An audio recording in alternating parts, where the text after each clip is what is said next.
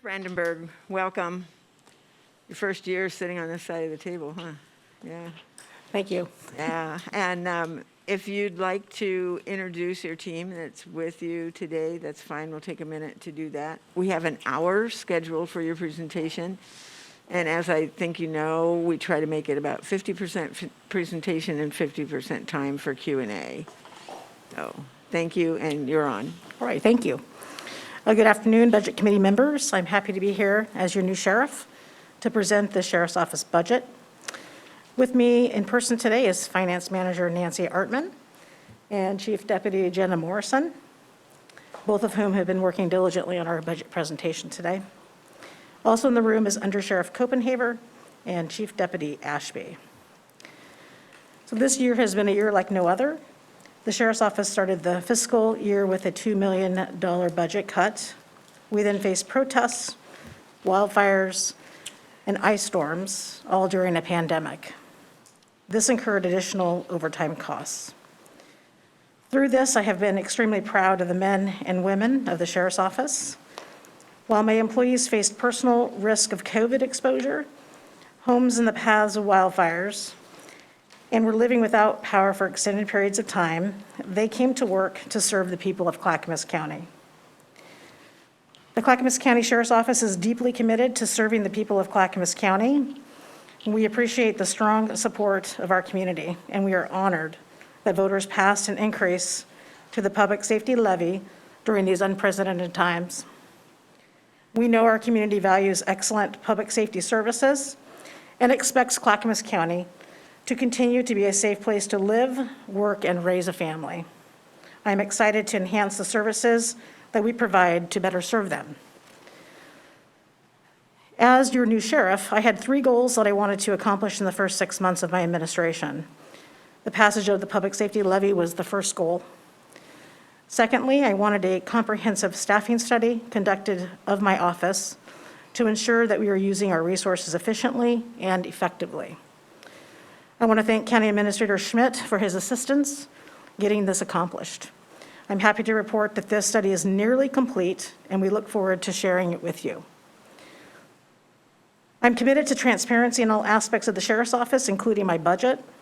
This is why my third goal after taking office was to assess the financial condition of the Sheriff's Office. I asked Jody Cochran, the county's internal auditor, to perform a financial condition report of my budget.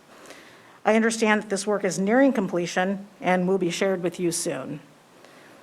Committee members, it's important to me to be a collaborative partner, and I look forward to working with all of you in the years to come. Thank you, and now we'd like to present the 21-22 Sheriff's Office budget.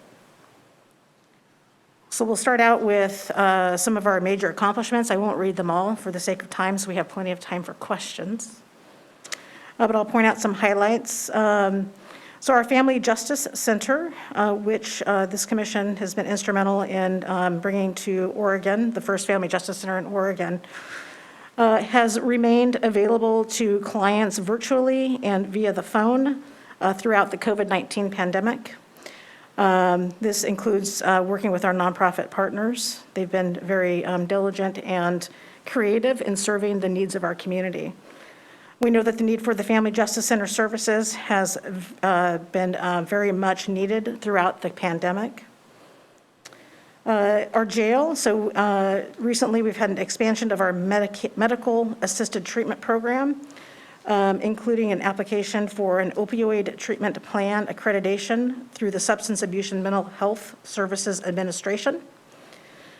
We've also instituted additional suicide screening measures to assess the jail population due to increased quarantine time resulting from COVID-19. For patrol, a major accomplishment for patrol is during the unprecedented wildfires and ice storm events, there were 0 fatalities. And in our training, we continue, even though we had 3 natural disasters, the need for police certification requirements do not go away. We worked hard to ensure that all of our employees remained certified throughout these challenges. So now I will turn the presentation over to Chief Deputy Morrison, who will talk about our performance measures.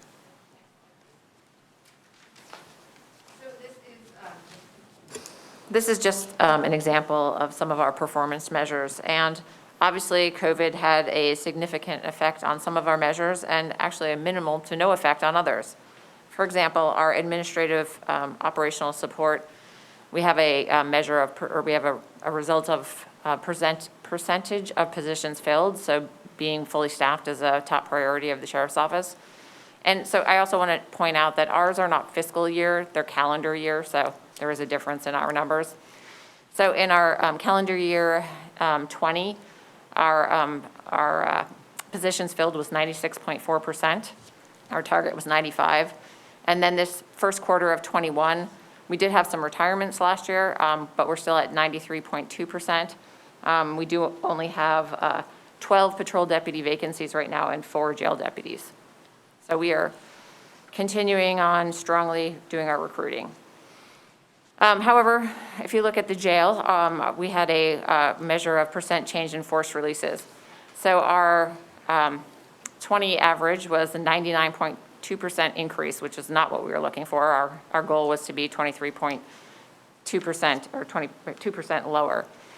This is obviously because of COVID. We've had to drastically reduce the numbers of people coming into our jail. And I do have to give credit to Captain Eby, who has done an excellent job keeping our jail as COVID-free as possible throughout this time. But our first quarter of this 2021, we're seeing those numbers again decrease. So we're heading in the right direction. Next slide.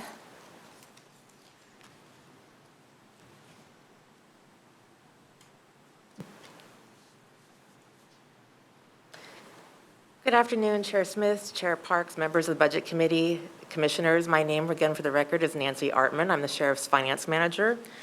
Before we dive into the program profile slides, I want to call a few things to your attention.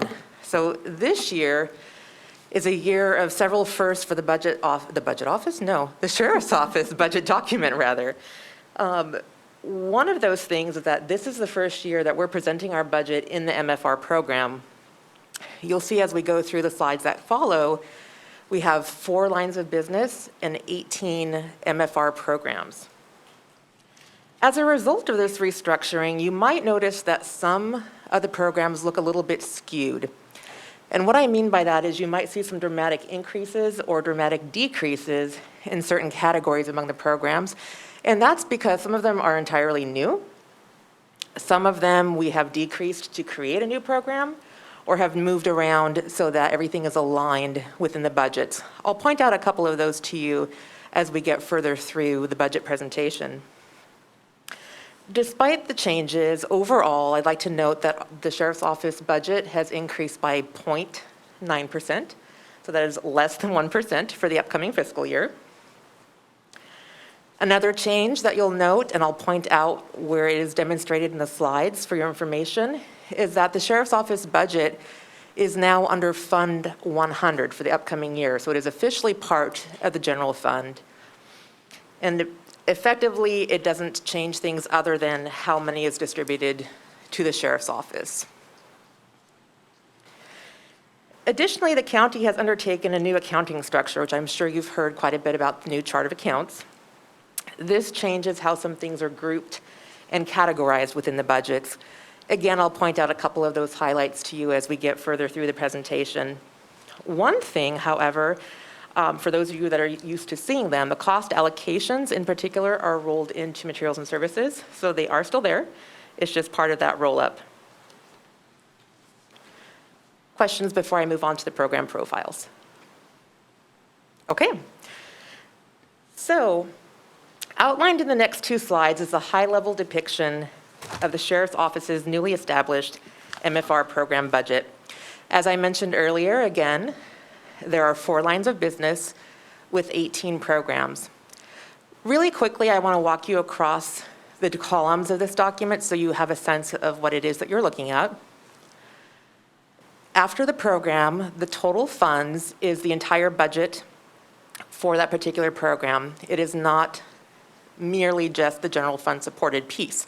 Although you'll find that a few of our programs are entirely general funded, while others are 0% general funded. The next column is the percent of county general funds. And again, this just kind of outlines for you in number format what I just mentioned. So for instance, the 3 new city contract programs, Estacada, Happy Valley, and Wilsonville, these are the cities for which the sheriff's office contracts for police service. Those are noted at 0% general fund. They're entirely reimbursed by the city programs. Whereas the Family Justice Center receives 100% of its funds from the county general fund. The next column over is the restricted funds, and these can be a variety of different expenses. Mainly within our budget, it's grant dollars, of course, the reimbursements from the cities, and also forfeiture funds. The next column states whether the services provided by that particular program are mandated, or if there's an agreement in place that defines the scope of services that are provided. You'll see that we have a variety of different levels of mandated service. And then next to that is the program level to which county employees are providing service. For all of these, it's 100% county employees. We're not contracting out with other folks to provide those services. And then lastly, you'll see a depiction of a sampling of the specific measures that the chief deputy spoke to just a bit earlier. Next slide, please.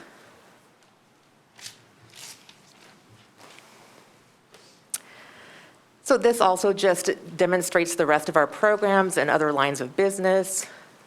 One thing that I would like for you to note as a takeaway for this particular slide is that you will not see a specific levy MFR program. That is because a levy does not have specific measures unto itself. It provides supportive services to investigations, jail, and patrol. And those dollars will be reflected in those program budgets. Next slide, please.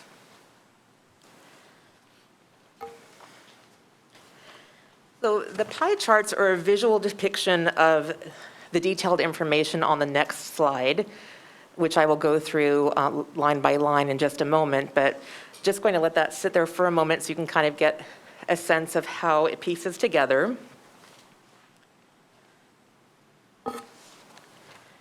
And then we'll move into the summary of revenue and expenses, and I'll walk you through this because some things look quite a bit different than last year.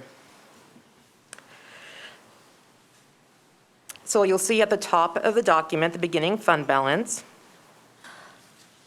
And what you were looking at in the first column is fiscal year 18-19 actual budget dollars, fiscal year 19-20 actual budget, and then the amended 2021 budget. So this is different from the adopted budget that was presented to you all and that you approved. It includes any changes that happened during the fiscal year. Next to that are projections for year end for the sheriff's office. The number presented is a little bit different than what we had originally submitted, but we'll just work with finance. They've been good partners to us, and we'll align those numbers so they match up. The gray highlighted column is the proposed budget for fiscal year 21-22. Next to that, you see the change in prior fiscal year budget. That is the difference between the proposed budget and the amended budget, and the percent change. So moving down the columns, the first item, taxes, that is your levy dollars for the upcoming fiscal year. And then I want to just clearly distinguish, so there's no confusion here today, that the newly approved taxing rate for the levy will not come into play until the following fiscal year. So we will not receive collections until November of 22. In next year's budget, we'll present to you all what those new dollars are, and we'll have a plan for how those will be spent. Next is the federal, state, local, and other gifts line. This includes basically our local, state, and federal grant monies, things like TriMet costs and the Oregon State Marine Board. I want to point out this one to you in particular because it shows as a negative 31%. And what that is the difference between staffing levels in TriMet from the beginning of the fiscal year to current fiscal year dollars for upcoming. So we removed 3 positions effectively. Okay, moving down to the charges, fees, licenses, permits, and assessments. This is where the reimbursements from the city contracts are housed, so that's a fairly high revenue source for us. The increase includes one position that is being added by the city of Happy Valley, and the remainder is normal business that you would expect, activities such as permits, fees, and citations. Let's see. And the other categories are pretty straightforward. If there are no questions, I'll talk to you about the expense portion. The increases in personnel costs are primarily for COLAs and the increase to fringe. Materials and services, again, will include the cost allocations. And as a result, it kind of skews our overall increase, or decrease rather, to materials and services. Over the course of the last 2 fiscal years, the Sheriff's Office has made pretty significant cuts to our materials and services budgets, and that was in response to being good partners with the county and trying to right-size the county budget overall. So with the other costs rolled in there, you don't really see that deduction, but nonetheless, we do have a budget that is balanced for the upcoming year.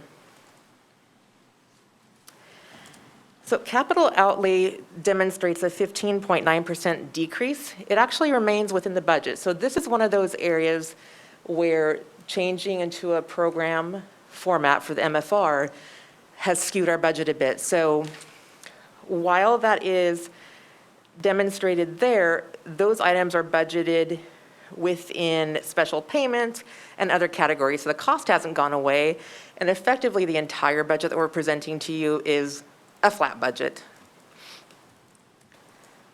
The transfers category includes debt service for the Public Safety Training Center, as well as transfers to the Juvenile Department for initiatives on which we collaborate. You'll see that for fiscal year 21-22, we did not budget any dollars for contingency.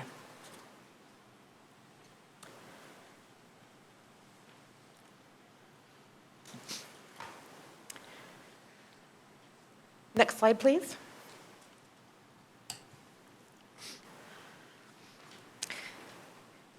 This slide demonstrates for you in a little bit of a different format the structure of our lines of business and our MFR programs. You'll also see the FTE assigned to each. The next column over that is labeled fiscal year 21-22 general fund, I want to make a distinction. So that is labeled general fund because now this is where the sheriff's operations budget lives. In the past, for those of you who weren't here, we had a separate fund number, Fund 216. So now that we're under general fund, it is labeled in that manner. That does not mean that that is general fund support per se. There are some programs with the general fund amount and what's budgeted in Fund 100 are identical, but in some cases, not so much. And I'll point out that difference to you if you would look to the yellow column to your right on this page.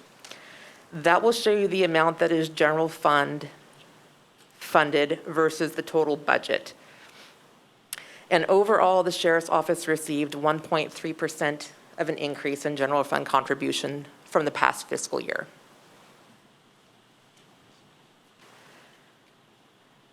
Next slide, please.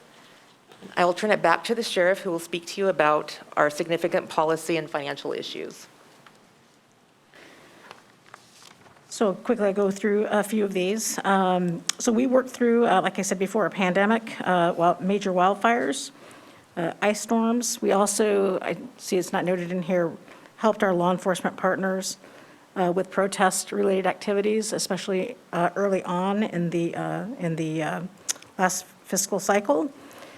And our budget incurred costs, overtime costs, that were unexpected. And we also had our search and rescue, our newly formed SAR team, working with us during the wildfires, during the ice storms, also during the early days of the pandemic to help us with food boxes. And so I just wanted to point out that our CSAR team is what we call them, and a thank you to those volunteers who came out and helped us at very little cost to the Sheriff's Office. Their support and their help was very much appreciated. And then the public safety local option levy will have a significant impact with the ability to staff additional positions, 30 additional positions. So it continues the current levy, which are 60 positions, adding 30 positions, which will be realized in the next fiscal cycle. And that's what I have, and we would be happy to take questions. Thank you very much. Appreciate it. Chair Smith? Thank you. On page 8 on your summary of revenue and expenses, you say you have not budgeted for contingencies. What am I missing on that? That is correct. Sorry, microphone. That is correct. So the funds that we had budgeted in contingency was kind of a unique situation for this fiscal year. They were justice court dollars from prior fiscal year that we did not receive until a supplemental budget was completed in July of fiscal year 2021. So the contingency had to be budgeted because when you have revenue amount, you have to balance it with an expense. Although we know that this revenue wasn't something that was going to be used for a different purpose because we needed it to sustain our budget. So effectively, it was posted in contingency because we knew that that was not going to be expended, and the revenue offset our budget just to balance it. Okay, I'm going to stop you right there, and Yes. maybe Elizabeth. I can help too with that. So we have now gone to one chart of accounts for the county, and that starts July 1. And I want to agree with what Nancy is sharing. CCSO has really partnered with the finance department in many of these improvements that we're making for the county. We now have 19 funds, or 19 departments within the general fund. And within the general fund, you don't need to have a contingency because the general fund has its own contingency. So specific departments no longer need to have those. Okay, thank you for the explanation, but this is my concern about the Sheriff's Department, as Sheriff Brandenburg just explained, in the amount of overtime that they incur when special events happen, like the wildfires or the ice storms. So when they run into unexpected situations, Town Center happened not that long ago, and there's going to be more in the future.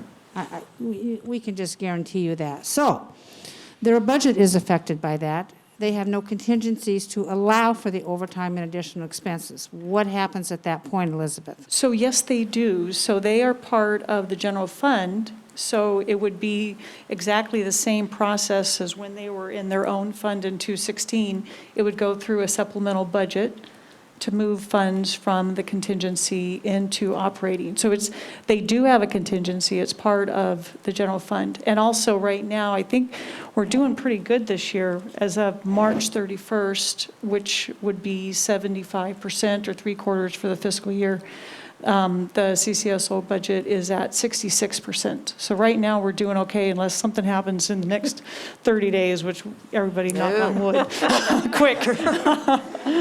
So it's, the contingency is there. It's just not located specifically department by department. So what you're saying, any of the departments then who have extraordinary circumstances has to come to the board for the allocation, or is that normally That is automatically normal. done? They would have to do that before too. That's a normal budget process. Yeah, so nothing has changed in regards to practice and process. All Okay. the same. And in fact, our contingency that was mentioned during the budget message, we do that for the entire general fund. So they're allocated appropriately, contingency and reserve for all 19 departments that are held in the general fund. And I understand we're on a new budget model than what I'm used to in past, but I'm just trying to understand that. So in her policy and financial issues, she mentioned specifically the overtime costs. So We're Was still her budget- within budget. was her budget made whole? Was the sheriff's budget made whole regarding, of course, they applied to FEMA, but we know those reimbursements won't be 100%. So wildfire, budget until such time that FEMA reimbursement will be made. Nevertheless, 100% of the costs will not be reimbursed. We know for all departments that FEMA will not reimburse at 100% of what they have endured. Are we prepared to do anything or not? I'm not advocating one way or another. I just need to know what that answer is. Can you repeat the question? I'm sorry, Chair. So Okay. we are anticipating FEMA dollars and also CARES reimbursement for CCSO. But Okay. those are still yet to come. So they will receive those dollars. And so yet, the CCSO budget is doing well. As I said, the target is 75% for 3/4 of the year, and they're at 66%. So they are doing well. One of the things that has happened in the last 2 budget cycles is that they have streamlined, I don't know, streamlined is not the right word, but right-fitted the budget, because we're trying to make expenditure revenues match expenditures, and that is working, that's happening. Yeah, well, I just want to, from obviously a fiscal management point of view, when these unforeseen circumstances occur, our sheriff's department just takes action without regard to, and so does our emergency management, and so does our DTD, and so do our housing officials. And a lot of times that overtime expenses will occur. I just want to make sure that we are in an operational situation where those can be covered. You bet, we got them covered. Absolutely. We have not, fortunately, we've not exceeded the budget appropriations. We're still well within, but we do have contingencies absolutely available to them should they be needed. Yeah, we're partnering, we're good. Good, thank you, And Madam if I Chair. might add, we've held off a bit on making some necessary expenditures for equipment and materials and services, just so that we can reconcile where we are year to date. The message that we have received both from Elizabeth and from Administrator Schmidt is that our budget will be kept whole, and they have been true to their word on that. But we do have some upcoming expenditures that we've held off on that will be hitting the books for necessary items to get us prepared for the coming year. Okay, thank you. We have Mr. Feely and then Commissioner Savas. Thank you, Madam Chair. I would just add, I think one other thing that's helped the sheriff's office manage the overtime is the fact you're almost fully staffed, and this committee's talked about that for years and years. And you're, within 9 right now? Mr. Feely, be sure you speak into your microphone. Well, I'm trying to. Needs to That's be. okay, we didn't hear a word you said, but if you're okay with that, continue. Okay. I said, one thing that's helped the sheriff control the overtime budget is being almost fully staffed, which is something that this committee's raised. Well, I guess I've been on it for 5 years now, so for the last 5 years, and probably before that. So anyway, and I'd like to start out with congratulating the sheriff on passage of the levy.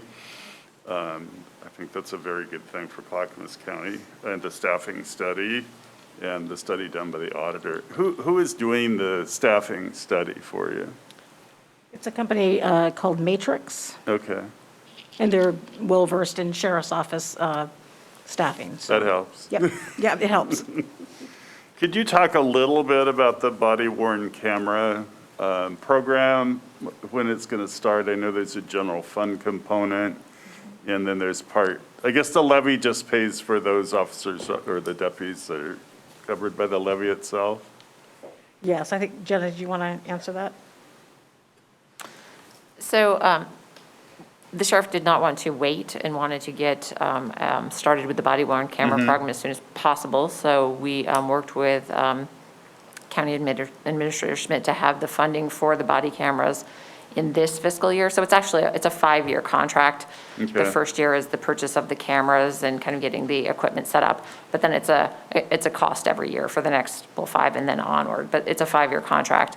But because we were able to do, or because we've worked with County Administrator Schmidt, we hope to have everything going as soon as possible.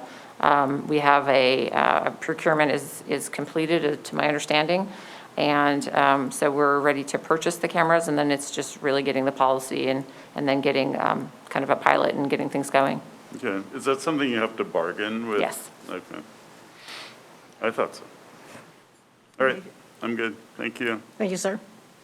Thank you. Commissioner Savas? Yeah, I'd just like to just applaud the sheriff's department and the deputies and everyone's efforts for all these emergencies, you know, the firestorm, the ice storm, and, you know, managing this COVID pandemic situation. You know, no doubt, you know, I always have concerns we're not going to get 100% reimbursement as Commissioner Smith just mentioned.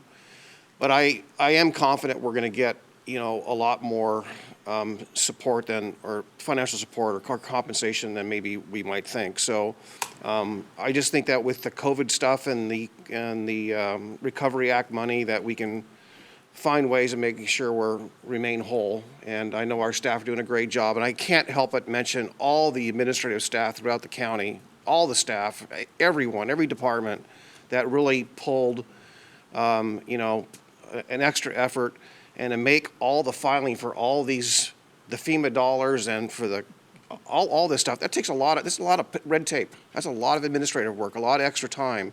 So that's billable as well. So I'm just hoping that we maximize that, and just want to say, you know, kudos to you all. And that's really all I have today. Thank you. Thank you, Commissioner. Congratulations on the levy, of course. Thank you. Christina? Ann Lee has a hand up. Okay, very good. Thank you. Anne, you're on. Yeah, I have a question on the summary of revenue and expenditure. The fiscal year 21 projected ending fund balance is 2.9 million, but the beginning fund balance for fiscal year 22 is 868,000. So what is a disparity between the ending and beginning fund balance? Yes, thank you for your question. As I mentioned a little bit earlier in my presentation, there is a discrepancy between the number that we submitted for ending fund balance, which is closer to 1.2 million. What I believe is posted for fiscal year 21-22 are the levy dollars and any other restricted beginning fund balance. But that is something that I'm going to need to work with Elizabeth and Sandra on to get clarification on what is included in those numbers. So we are aware of that. I appreciate you bringing that to our attention, and we will be working through it and can certainly report back to you with our findings. All right, thank you. You're welcome. All right, thank you, Anne. I'm sorry, Commissioner Schull. Thank you. Sheriff Brandenburg, you said you had 12 deputies vacant, shortfall of 12 deputies? Is that correct? Of open positions? Yes, open positions. We So- anticipated your question. So we currently have 12 patrol deputy positions open, 2 sergeant positions, 4 jail deputies, 3 detectives, and 2 civil deputy positions. And do you anticipate filling those in FY 21-22? Yeah, as soon as possible. Oh, as So soon as we are, possible. we are currently going through rigorous open recruitment.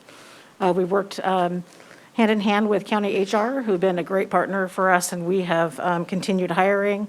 I can tell you that we are an employer of choice. We anticipate we can fill these without any issues. And does that $80,150,000 on personal services, does that amount of money include enough to cover those hires? Yes, these are budgeted FTE positions? Is that right? Okay, thanks. Yes, sir. Thank you, Commissioner. Not seeing any other questions, I want to thank you for being here today, and of course, thank you for what you all do just ongoing for Clackamas County. Counties were formed for health and safety reasons, and I know that all of our staff steps up and really proves that's what it's all about, and they do a good job. So thank you for that. Appreciate it very much. And with that, I thank you for your presentation today. Thank you.